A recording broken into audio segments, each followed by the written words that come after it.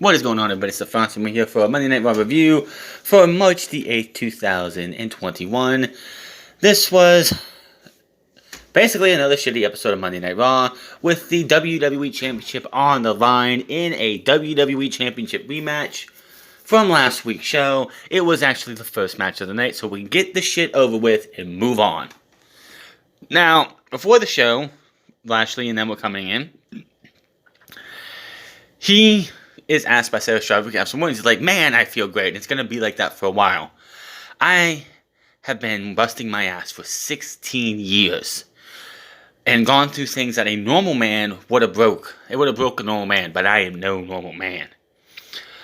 Which is why he punished The Miz last week. He's going to set this example by doing his rematch tonight and let the whole locker room know that it will happen to anyone who faces him. And I'll be walking into WrestleMania as the almighty WWE Champion. The almighty era has begun. Nice fire promo. You honestly felt like everything that Bobby Lashley said was legitimate. The dude, of course, yes, he went to Impact Wrestling and won that title like 4 or 5 times. But the Impact Wrestling World Heavyweight Championship has nothing on... Oh, I think he won the TNA World Heavyweight Championship. He never won the Impact World Heavyweight Championship because they didn't have the Impact Heavyweight Championship until after he left. But anyway, he won the TNA World title 5 times. So, yeah. Good, passionate promo.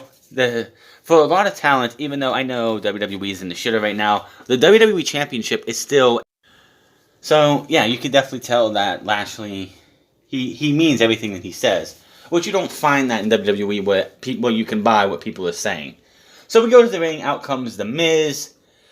And, I'm sorry, John Morrison, talented as he is, putting this guy in a suit now because Miz was WWE Champion for a week. You can't take that clown stink off of him because he's been running around with the company clown for over a year now. So, I'm sorry, I just can't do it. Miz walks out to the ring with John Morrison. He says he expected to get his ass handed to Bobby Lashley last week. Yes. But he didn't expect to lose his title. He blames Shane for the loss and lists all that he has done for the company, from appearances in media, never missing a day, never getting injured. And when I say I'm not feeling good, people should believe me. Nobody did. And, of course, nobody was going to. He blames Shane for the loss. Of course, as I said, says nobody believes him that he didn't feel well, and says he truly had stomach cramps, yet he still went out there and successfully defending his title by losing via countout. Until Shane put him together a second bout. Sure, a champion's advantage is shady, but The Miz had to play to his advantages, and he outsmarted everyone. Miz says his contract stated he had to defend the title once, not twice, but he was forced to do so by Shane. Miz takes issue with the lumberjack match, and it was unfair to him, and says if it wasn't fair that Lashley brutalized him after the match with 0 repercussions. But WWE did one thing right tonight. I get my rematch. Let me explain something to you. Everyone that's been tweeting, blogging, did interviews with Bobby Lashley was celebrating his championship all week this week. I want to say stay real close to your computer because tonight there will be a hashtag, and the hashtag will be and new. Because I'm The Miz and I'm awesome. No, you're not. Miz has been a clown. I want to really ask, because after this match is over, because of course The Miz lost this match. He had no fucking chance. But after this match, we hear from Drew McIntyre. And he said everything that a lot of people who have been doing this a lot longer than I have said. That Bobby Lashley won the WWE Championship from the fucking Miz. He didn't beat Drew McIntyre. He didn't beat Brock Lesnar. He didn't beat Braun Strowman or Roman Reigns. He beat the fucking Miz. Yes, I am happy that Bobby Lashley, after 16 fucking years, won the WWE Championship for the first time in his career. But again, you beat the fucking Miz. So Lashley gets himself a new entrance where we have lightning going off. It's like we have yellow lightning bolts, which honestly, this entrance should have been saved for WrestleMania. He's going into WrestleMania. You want to have a special entrance, you save this for WrestleMania. But he had yellow lightning bolts. They had this video package for him, this beautiful golden video package of him brutalizing everybody, and ends with almighty Bobby Lashley. So he comes out. They have the match. And basically, he beats the shit out of Miz. Miz tries to get some offense in, but it just keeps pissing him off. Lashley goes for a spear in the corner early on, but Miz moves out, and he hits his shoulder on the ring post. Just pisses him off even more. Miz on the outside shoves him into the ring post again. It continues to piss him off. Nothing this guy could do, nothing the Miz could do to weaken Bobby Lashley, and this was booked perfectly for that. Bobby Lashley should not have sold a single goddamn thing for the Miz. Show how dominant he is. Show that he is not sweating the Miz, and that the Miz is not on his fucking level. And whoever put this match together booked it right. So, Flatliner, Almighty Spinebuster. He didn't go for the cover as he wanted to punish him further. Put him in the Hurt Lock. And Miz tapped out. And that is that. Backstage, McIntyre says he's the only challenger that Lashley has and asks, where's Lashley balls? Where's his balls? Lashley couldn't beat me. He couldn't stand up to me. He had to brutalize me, hand the title to the Miz, and then take the title off of him. You beat the Miz. You beat the Miz, man. It does take a lot of sting out of the fact that Bobby Lashley is the WWE Champion, because he beat the Miz, and then he beat the Miz again, and the Miz isn't anybody. He's a fucking clown. He has been a clown forever. Remember, 2 years ago at WrestleMania, The Miz lost to Shane McMahon. And then the following pay-per-view, lost again to Shane McMahon. Then a couple other times, lost to Shane McMahon. He lost to Shane McMahon like 3 fucking times. Maybe even 4 fucking times.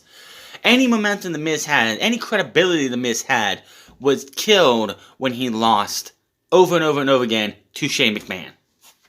So, how he even gets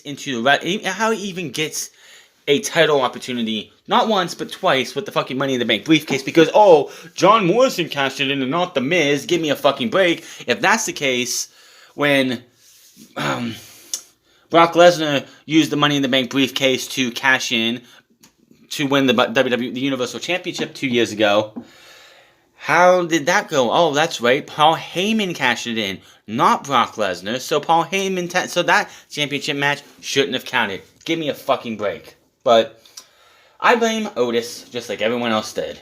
They gave Otis the Money in the Bank briefcase with absolutely no fucking plans for this guy to either challenge Drew McIntyre, Braun Strowman, Fiend, or Roman Reigns for either championship before he lost it in Hell in a Cell when Drew McIntyre also lost his WWE Championship. But they had no plans for the guy. They gave it to him for shock value and something for people to talk about coming out of Money in the Bank. That was the only reason Otis won the Money in the Bank briefcase. Because if I'm correct, after he won the Money in the Bank briefcase, any semblance of a push they gave the guy slowly started to fade away. His relationship with Mandy Rose, gone because she got moved to Monday Night Raw not too long after that. They don't even pretend like they were a thing anymore. They broke up Heavy Machinery a couple months later. And then, of course, he lost the Money in the Bank briefcase. And Otis is now a heel working with Chad Gable. And here we are with The Miz having 2 opportunities for the WWE Championship, cashing in the second time to officially win it, and then losing it a week later. So, he's talking, Drew McIntyre is talking trash on Bobby Lashley. When Sheamus attacks him, beats him up and says, this isn't over. This is 20 years of me living in your shadow. 20 years where everyone just saw me as Drew McIntyre's friend, and I have a fucking problem with this. First off, dude, what the fuck? You were a at least three time WWE champion. You won the WWE Championship back in the first time before Drew McIntyre, I believe, was even on the main roster. The only reason people even knew you guys were friends is because back when you won the WWE Championship, or Drew McIntyre won the Intercontinental title, whichever one it was, somebody cut a promo on you where you both dropped your championships and gave yourselves a chest bump. I think it was John Cena. It's other than that, nobody until they started the storyline even remembered that you two were friends. So how are you sitting in Drew McIntyre's shadow when you have more championships in WWE than Drew McIntyre? Drew McIntyre in WWE, former Intercontinental Champion, if I'm correct? Yes, back in the day. former NXT champion, okay, which at the time that Drew McIntyre was a WWE, the NXT champion, I don't think it was a world champion yet. I don't think they had it classified as a world heavyweight champion, a world championship just yet. So, he came, WWE champion 2-time, Intercontinental champion 1-time, 1-time NXT champion, Raw Tag Team champions 2-time, one with Cody Rhodes, and one with Dolph Ziggler. 31st Triple Crown contender, Men's Royal Rumble 2020, Raw's Gold Medal of Excellence, whatever the fuck that means. Bumpy Award, all that stupid shit with Slammies. Whereas Sheamus, let's go look at Sheamus while we're thinking about it. These are on Wikipedia, so it is what it is. By the way, Sheamus, good old fashioned Shamo in WWE. World Champion 1-time, WWE World Heavyweight Champion, WWE Champion 3 times. US Champion twice, Raw Tag Team Champions 4 times, 1-time SmackDown Tag Team Champion, former King of the Ring, former Money in the Bank, former Royal Rumble winner, won 4 Slammies, ended the year for Tag Team Deal with the Bar back in 2015. So, for him to even say that for the last 20 years, I've always been known as Drew McIntyre's shadow, or being in the shadow of Drew McIntyre, is absolutely bullshit. Hell, for a couple years, him and Cesaro were tearing it up as the fucking Bar. Nobody was talking about him being Drew McIntyre's friend or Drew McIntyre's shadow. Hell, nobody has ever been saying, oh, well, look at this guy, and like he's like, it's just delusional, I know, but it's just kind of fucking stupid. And it's like, yes, Drew McIntyre has had more success recently. When we look at things, he has a more successful career in WWE. Also, Drew McIntyre was fired for a couple years and went off to do Impact Wrestling, What Culture Pro Wrestling, and other companies, while Sheamus was here busting his ass and doing everything he could to be making success in WWE. But of course, they got to find a way to get these guys to continue the feud. So we go to break. We come back from break. Drew McIntyre is pissed. He is fed up. He just wants this shit to be over with. So Adam Pearce comes up and he's like, Adam, we ain't friends tonight. You're going to do one thing and one thing only. You're going to make a match for tonight. And I want Sheamus in a no DQ match. Adam Pearce shakes his head, yeah. And that's how that goes. So Braun Strowman bumps into R-Truth backstage. Skipping this, I don't care.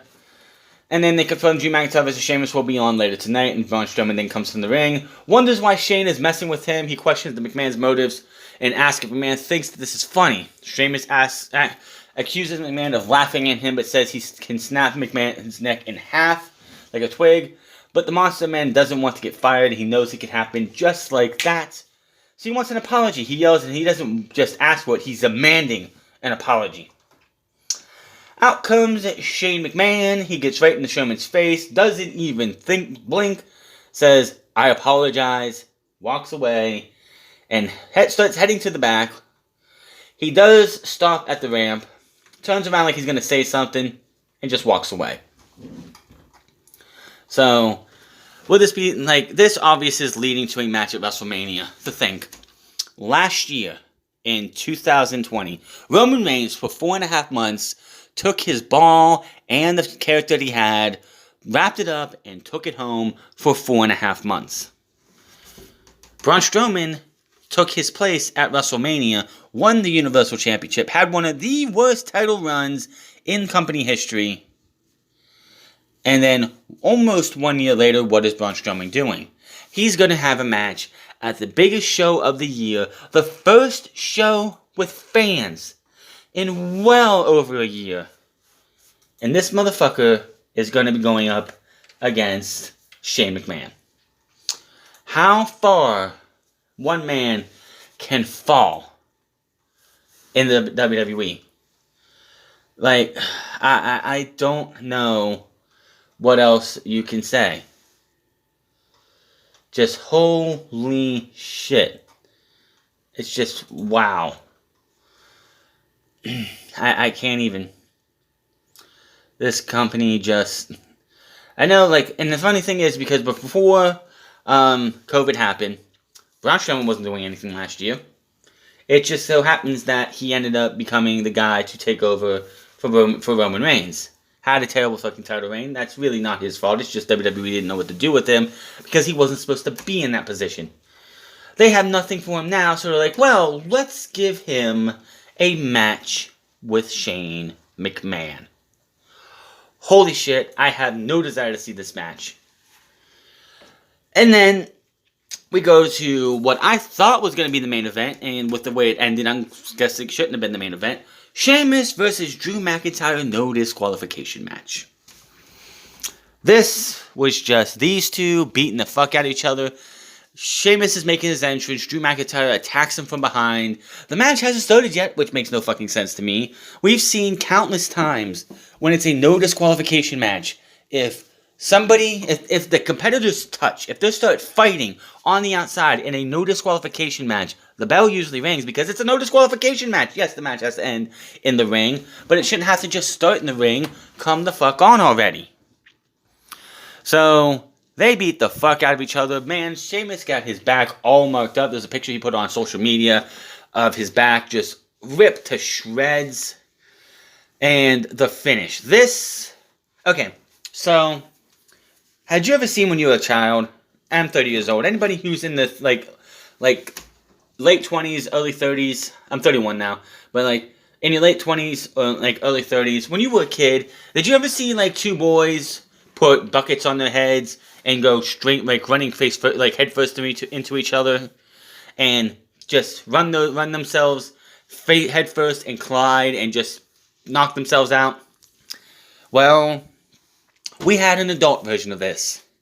Because these two are beating the hell out of each other. They go to the outside. Both men pick up a piece of the top piece of stairs. They put it in front of their face, and they go barreling in and collide. Drew McIntyre gets knocked and falls into the crowd, where the crowd would be if we had a crowd, over the barricade. Whereas Sheamus falls backwards and the stairs fall and smacked him in the face as he's going down. Both motherfuckers are down. The referee checks on both of them, and that is that. He rings the bell, no contest. This was a brutally stupid way for these guys to go. Obviously, this is going to lead to a match at Fastlane. Why didn't you just give us the match at Fastlane? I don't know. Because I know they want to do more matches with these guys. They don't want to just end it here. They want to get as many matches as they can between now and Fastlane. Which, by the way, next week is the go-home show. And we have 2 matches. Fastlane go-home show is next week. And we only have 2 matches on the pay-per-view. 1, Daniel Bryan versus Roman Reigns. 2, Bianca Belair and Sasha Banks versus Nia Jax and Shayna Baszler for the women's tag team titles. And that's it.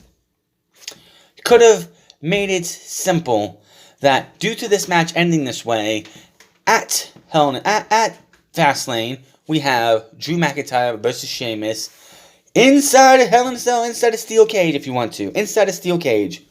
The winner goes to WrestleMania against the WWE Champion. Because we still don't have that match at WrestleMania. Just like this, we have only 2 matches at WrestleMania. And that's the winners of the Royal Rumble pick their opponents already. So, we only have 5 weeks left for WrestleMania. And there's only 2 matches. Man, WWE is really... And this is the fucking sad part. They need to have big they need to have some hype matches going into Fastlane because it's the first pay-per-view on Peacock. They need to have a good first impression on pay-per-view. But they haven't done that yet outside of Roman Reigns and Daniel Bryan, Sasha Banks, and Bianca Belair versus Shayna Baszler and Nia Jax. WrestleMania is going to be the first WrestleMania on Peacock. And they still haven't got a goddamn match beside the 2 that are the WrestleMania winners. So, you're going to take 3 fucking weeks to build the best of WrestleMania, which is a 2-night event, by the way. Maybe this is a reason why you don't have Fastlane. So you could have matches already made. We already know Braun Strowman's going to go up against Shane McMahon. It's obvious. Don't know who the fuck Asuka's going up against because she's out with injury right now thanks to Shayna Baszler knocking the fucking tooth out. Who's going to go there? I don't know. Probably going to be Charlotte, unfortunately. All I know is this company the fans are coming back. They announced it tonight that next Tuesday there are going to be limited number of tickets and singles and group tickets on sale for WrestleMania, and you only have 2 matches. Give me a break. They need to start getting this shit into high gear. We're only 5 weeks away from WrestleMania. Next week will be 4 weeks, a full month before WrestleMania, and we still do not have a full card for one of these nights. It's fucking ridiculous. So, we have a new backstage interview, Kevin Patrick, who's trying to interview AJ Styles. And for whatever reason, AJ's like, are we not going to talk about Randy Orton and what's going on with him and The Fiend? And I'm thinking to myself, why does AJ Styles even fucking care if Randy Orton is having problems with Alexa Bliss and The Fiend? Styles says the Bliss and The Fiend are tearing Orton apart, and his voodoo magic is ridiculous. Styles laughs, but Orton confronts him because he doesn't see the humor in it. Styles calls Orton weak, and the Viper challenges to a match, which, of course, AJ Styles accepts. Why does he care? Hell if I should know. Now, of course, just like the last time these guys had a match on Raw, Tom Phillips is instructed to say this is a WrestleMania worthy or caliber match, forgetting once again that these two had a singles match at WrestleMania in 2019. Does anybody else fucking remember that? Because I sure as hell do. So that is your actual main event tonight. And then, of course, Shelton Benjamin will take on the New Day's Xavier Woods next week. And this is something that doesn't make any sense either. Next week, we're going to have 2 title matches on Raw. Next week is the go-home show to Fastlane. There shouldn't be a single fucking title match on Monday Night Raw next week. If you're going to have any title matches on Raw, for Raw, they should be at Fastlane. So next week, we're going to have Ali versus Matt Riddle. They have confirmed this later. And before this match was Xavier Woods versus Shelton Benjamin, next week the New Day will take on the Tag Team Champions for the Raw Tag Team Championships. Why? Because they have no other tag teams on Monday Night Raw. So, first off, I love the fact that Kofi Kingston and Xavier Woods are showing off their Mortal Kombat inspired gear. It looks like Sub-Zero and Scorpion. However, instead of the Mortal Kombat Dragon, it's a unicorn. Because, New Day and their unicorn. Which, okay. Still, looks great. Good back and forth between these two. But Shelton Benjamin lets the trash talking to Kofi Kingston get the best of him. Xavier Woods rolls him up 1, 2, 3, and that is that. And I'm thinking to myself, why would anybody who is a tag team or singles champion ever want to be in WWE as a champion? Because you lose constantly. Why? Why? I just don't get it. All they do is lose constantly, and it's ridiculous. So, backstage, Matt Riddle's not worried about retribution. He's worried about parking his scooter because yes, he had a scooter with him while wearing his Evil Knievel shit. I thought he was going to ride it down to the ring, but he's like, oh, if I take it down there, Ali's, of course, going to break it. So, the New Day come back. They have some fun gags about Slapjack, slapping his jack, flapjacks, and a bunch of other shit in between. And he says, hey, can you guys watch this while I go have this match? They do, and that is that. Matt Riddle versus Slapjack with Mustafa Ali. What can I say about this match? It went about maybe 2 minutes. Bro Derek, 1, 2, 3. Matt Riddle wins, and of course, Slapjack gets berated by Mustafa Ali on the outside. Backstage, Adam Pearce asked Shane if he wanted to say something else to Braun Strowman. McMahon's like, I didn't think everyone was going to be so, wanting to know this. But he tells him to go get Strowman because he does want to say something to him. And I'll see him in the ring. So, McMahon's back in the ring. Braun Strowman joins him. McMahon steps out of the ring and tests the microphone and says he wants to get something off his chest. So he circles the ring, goes back up the ramp. He paces back and forth on the ramp, pretty much the entire time on the ramp, calling Braun Strowman stupid in every single way possible without saying, Braun, you're stupid. And then he finishes like, Braun, which prompts Braun to chase after him. Now, we see Shane McMahon run towards the vehicle. Braun Strowman goes towards that vehicle. The vehicle runs away. Braun walks, takes the left, continues to walk. After he gets out of frame, Shane McMahon waves goodbye to him because he's still there and says, pretty stupid. And again, we're getting this match at WrestleMania because Shane McMahon is pretty much calling him stupid. Yeah, I don't get it. Women's Tag Team Championship match, Lana and Naomi versus Nia Jax and Shayna Baszler with Reginald, who's now been gone from Carmella and obsessing over to Naomi to being having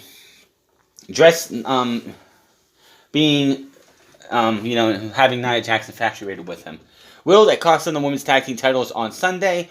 Probably not. Hopefully, I hope we don't have this thing where Bianca Belair and Sasha Banks win the women's tag team titles. We go to WrestleMania where the two tag team champions face off each other. I don't want to see that. So this match was happening because about a month and a half ago, Naomi and Lana won a right to challenge for the tag team championships. I think it was the Monday after the Royal Rumble, actually. Monday or two. It was like one of those Mondays right after the Royal Rumble.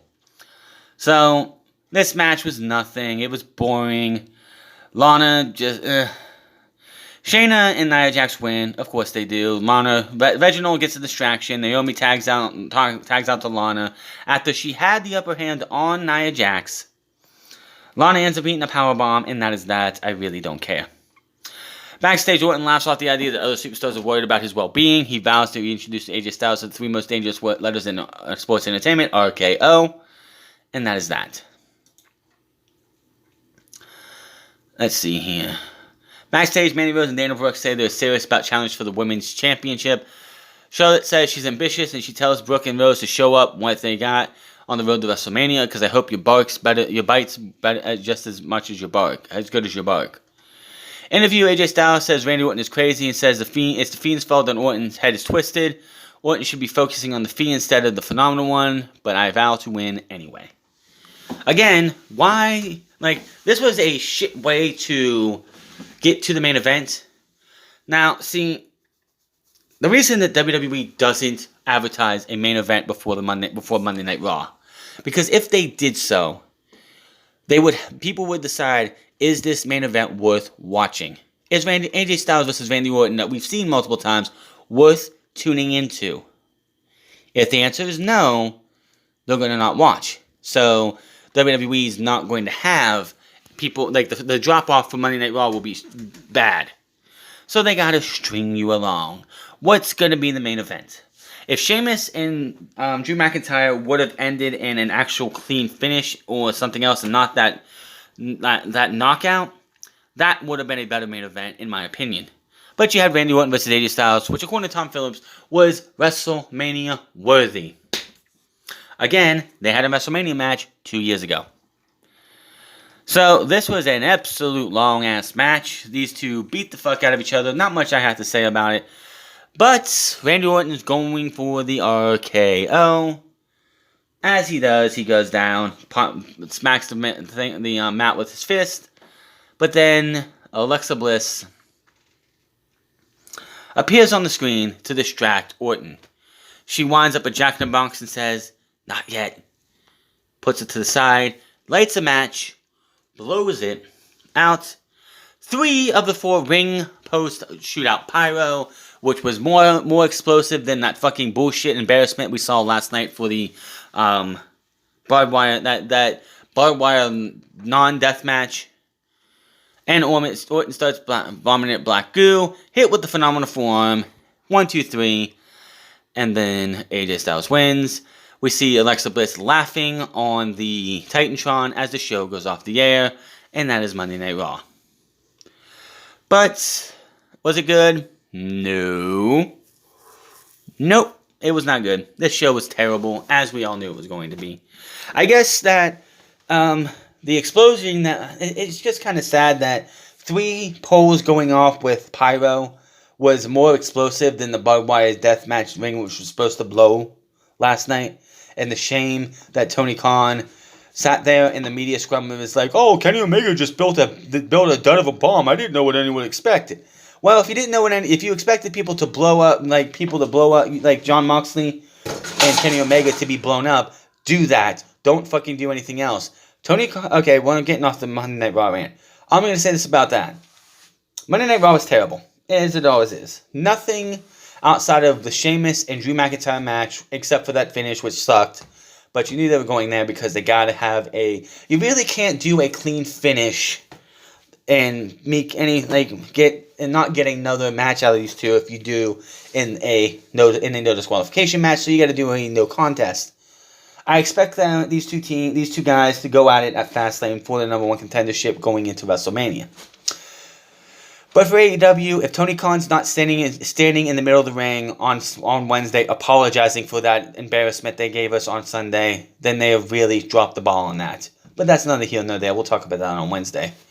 Bobby Lashley, still the WWE champion. I hope Asuka's okay. I hope that she comes back and can get to WrestleMania. It would be a damn shame that she can't because of her mouth. We'll have to wait and see. We have 5 weeks left for that. 1 week left before Fastlane, and they only have 2 matches. So WWE is going to have to scramble together a couple matches next Monday and Tuesday. Next Monday, this Friday, next Monday, of course, and Friday next week. But Monday Night Raw, down the shitter as usual. Hit that subscribe button, comment down below, like or dislike this video. Find me on Mize at the France Club. Find me on twitch.tv/the France Club. And find me on Instagram at the France Club. And I'll see you guys on Wednesday, where I fully expect an apology from Tony Khan, or we as wrestling fans should not forgive or forget how embarrassing they looked at the end of last night. But until then, my name is France, and I'll see you guys later.